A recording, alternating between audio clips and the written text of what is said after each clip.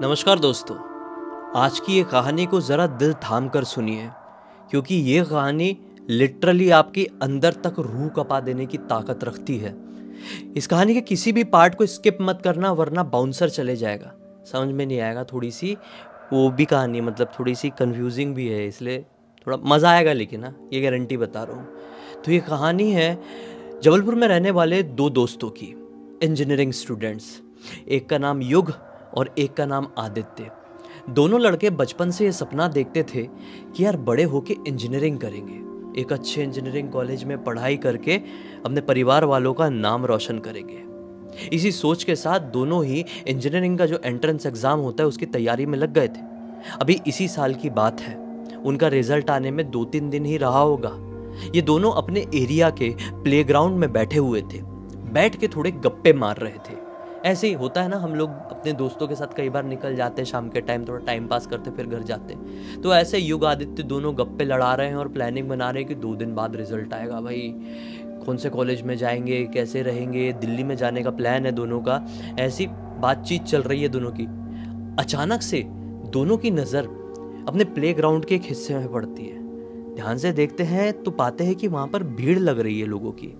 ये सोचते हैं कि यार अभी तक तो यहाँ पर कुछ नहीं था, अचानक से भीड़ कैसे लग गई, चल देख के आते हैं। दोनों ऐसी बात किए और उस भीड़ की तरफ चले गए। भीड़ के पास पहुंचे तो क्या पाए कि उस भीड़ के लगने का कारण एक आदमी है जो खुद को एक जादूगर बता रहा है।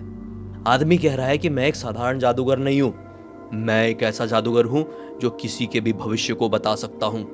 और वो मोहल्ले पड़ोस के लोगों को पकड़ पकड़ के उनका भविष्य बता रहा है। कुछ लोग उसकी ये भविष्यवाणी सुनकर बड़े शॉक्ड हो रहे हैं और हाथ वाथ जोड़ ले रहे हैं। तो आखिर युग और आदित्य दोनों टीनेजर लड़के हैं और ऐसी चीज़ों का असर कई बार हम जब ऐसी एज में होते हैं तो बहुत जल्दी पड़ जाता है। दोनों ही उससे कहते हैं, अंकल अंकल हमारा भी भविष्य बताइए ना, हमारा भी रिजल्ट आने वाला है। वो जादूगर यानी कि वो आदमी युग आदित्य के चेहरे को कुछ ऐसे देखने लगता है जैसे कि पता नहीं क्या देख लिया हो। एकदम शांत है। फिर बोलते हैं कि अंकल बताइए ना, कुछ तो बोलिए। आदमी कहता है कि देखो, तुम्हें ज्यादा कुछ बताऊंगा नहीं, पूछना भी मत।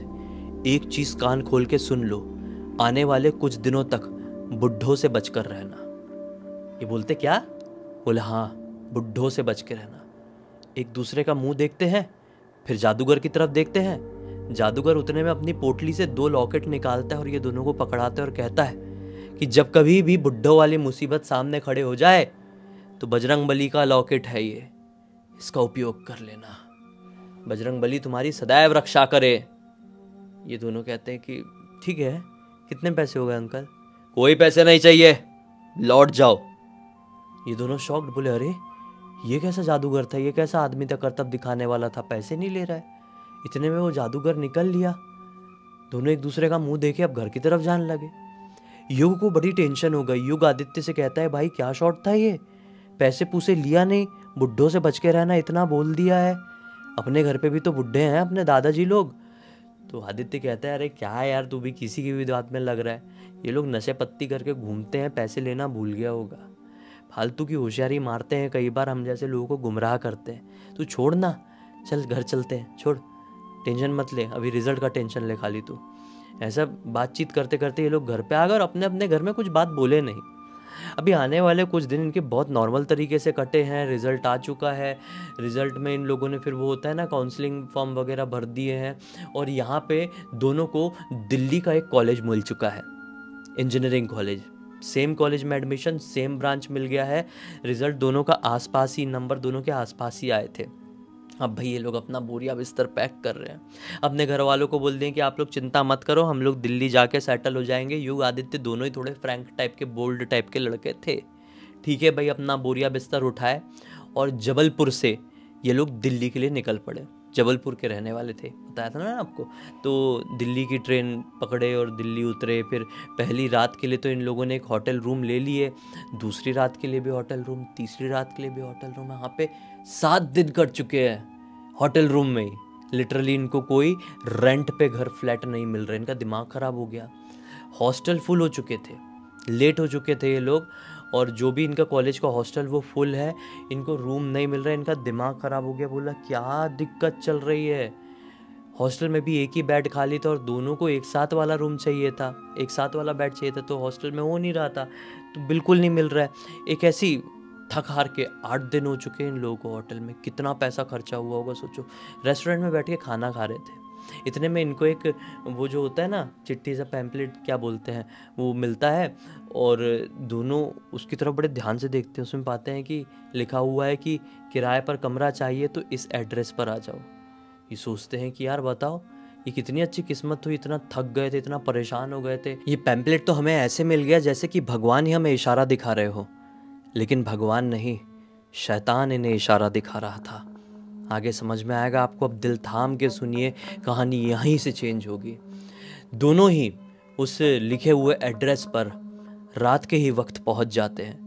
जैसे उस एड्रेस पर पहुंचते तो क्या देखते हैं कि एक मिनी ट्रक खड़ा हुआ है और उसमें एक परिवार बड़ा परेशान सा है और अपना सामान जल्दी जल्दी लोड कर रहा है।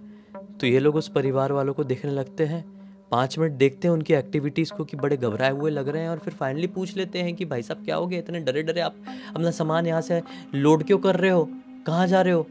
तो आदमी कहता है कि ज़्यादा मुझसे सवाल मत पूछो, एक चीज़ जान लो, अगर यहाँ पर रहने के लिए आ रहे हो तो अपने दिमाग से ये चीज़ डिलीट कर दो, यहाँ पर रहना नहीं, यहाँ पर बहुत बड़ी मुसीबत रहती है। ये बोलते मुसीबत रहती है, बोले हाँ ज़्यादा बात मत करो, हटो हटो हटो हटो। ऐसा बोल के वो आदमी ने हटा दिया, थोड़ा सा दिख रहा था, वो क्रैक दिख रहा था।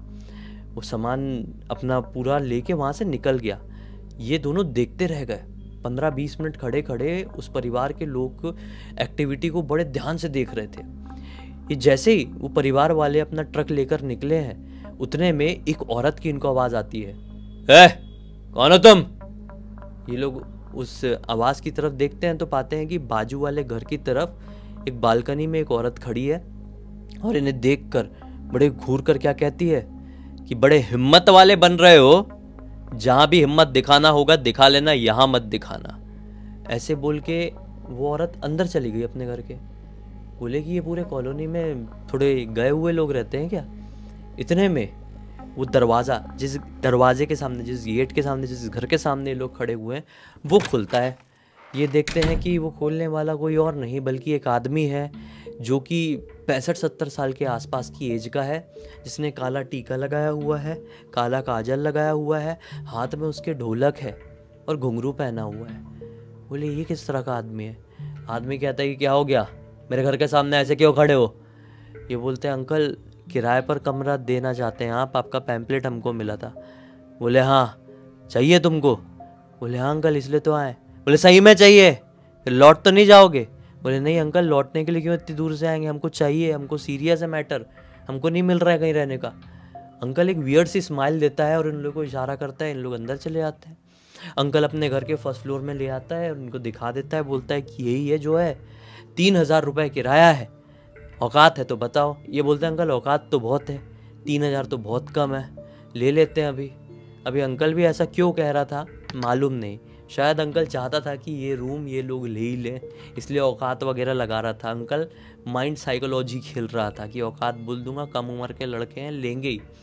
तो ये लोगों ने डन कर दिए, वहीं पर अंकल जी को 3000 रुपये मुँह पे मार दिए। बोले अंकल हम ले रहे हैं। अंकल बोलता है ठीक है ये रूम तुम्हारा, सामान अमान ला के रख लो, एक बात ध्यान रखना, रात के 10 अभी बजने ही वाले हैं, 10 बजे के बाद घर में एंट्री नहीं, एंट्री हो गई है तो बाहर नहीं निकलोगे, चाहे जैसी भी आवाज़ आए, कोई भी बुला ले।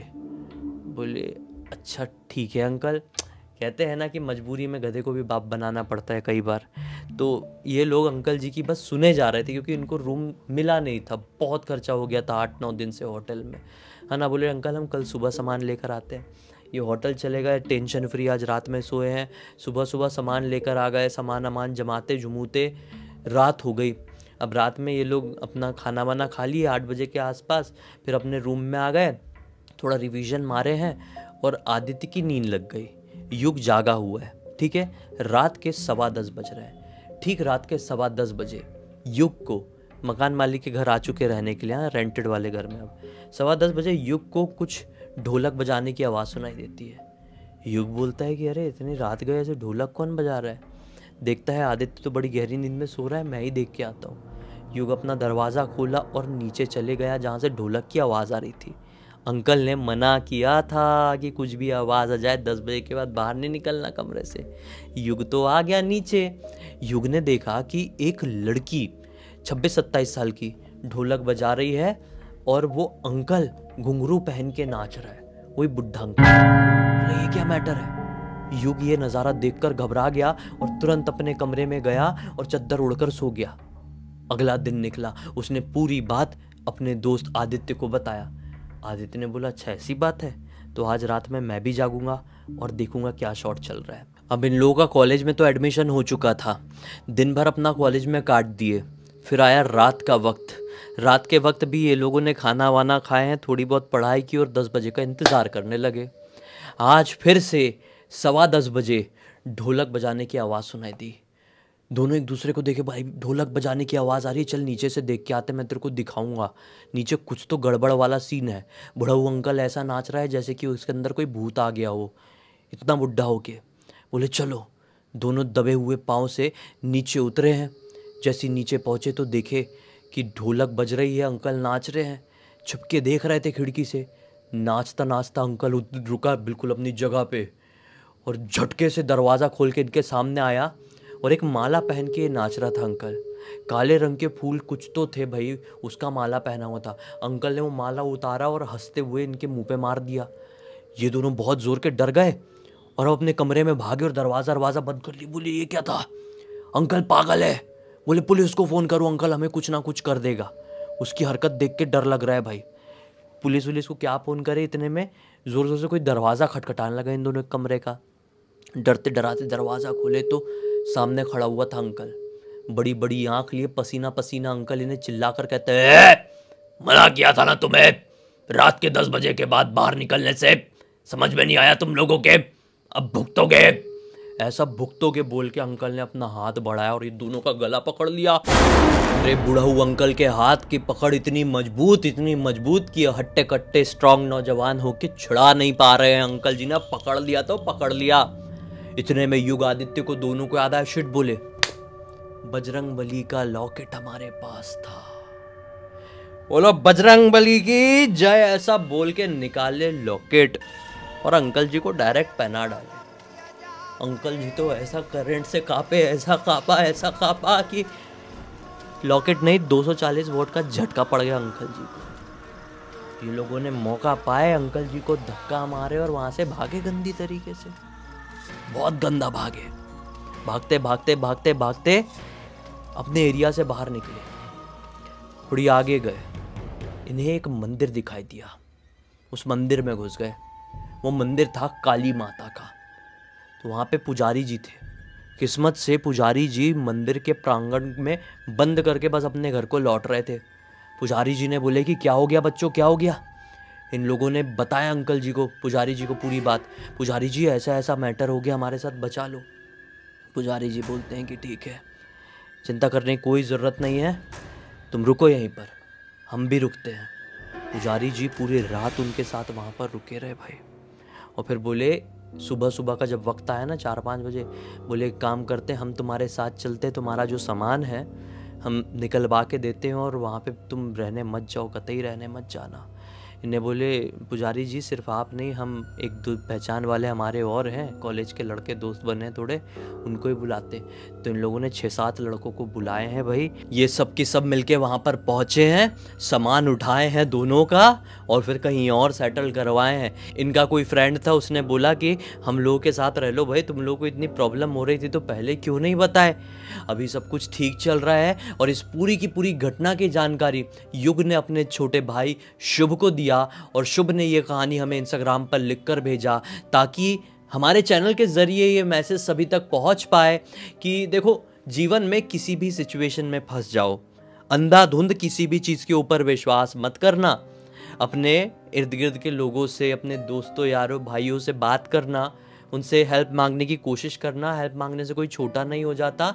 ऐसी सिचुएशन से तो बच जाओगे। आज की दुनिया में किसी चीज़ का कोई भरोसा ही नहीं है भाई, कहाँ पे कैसी चीज़ बैठी हो, कहाँ पे कैसी चीज़ आपके ऊपर चपट जाए। भगवान ना करे आप भूत प्रेतों से पोजेस हो जाए। इसी एक नोट के साथ इस कहानी का अंत करते हैं।